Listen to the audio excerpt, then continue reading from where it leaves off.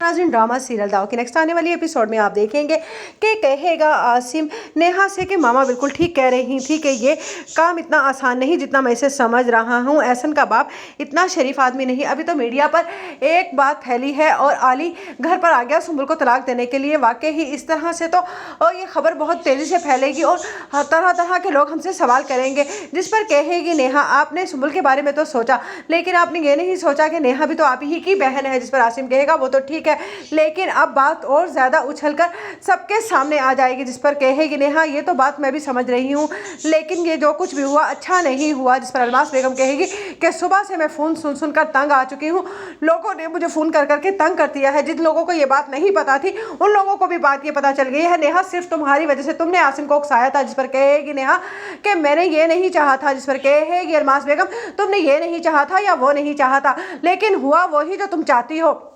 तुमने मेरे बेटे आसिम को इस कदर वरगलाया कि वो एहसन के घर तक जा पहुंचा। उसने ये भी नहीं सोचा कि वो बहुत बड़े बाप का बेटा है और कुछ भी हो सकता है। अब देख लिया ना, उसका बाप हम इस तरह से खामोश होकर नहीं बैठेगा, वो बहुत बड़ा इस तरह से इंसान है। जिस पर कहेगी नेहा ठीक है वो बड़ा इंसान होगा, लेकिन हम इस तरह से अगर खामोश होकर बैठ जाते हैं तो वो लोग समझते हैं कि हम डर गए हैं। जिस पर अलमास बेगम कहेगी हम जैसे लोगों को डरना ही पड़ता है इन बड़े बड़े अमीर लोगों से। जिस पर आसिम कहेगा मामा आप बिल्कुल ठीक कह रही हैं, मुझे वाकई ही ऐसा नहीं करना चाहिए था।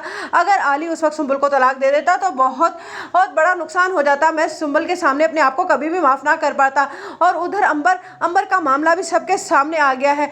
मैंने काश आपकी बात मान ली होती। जिस पर अलमास बेगम कहेगी मानो तुम स्नेहा की बातें, और सारे में ज़माने में ये खबर फैल चुकी है। अब लोग तरह तरह के सवाल करेंगे तुमसे। मुझे तो सुबह से फ़ोन आ रहे हैं, अब देखना तुम्हारा और मेरा घर से निकलना तक का हराम हो जाएगा। जिस पर आसिम कहेगा लेकिन आप देखिएगा कि मैं एहसन को जब सज़ा दिलवाऊंगा तो सबके मुंह बंद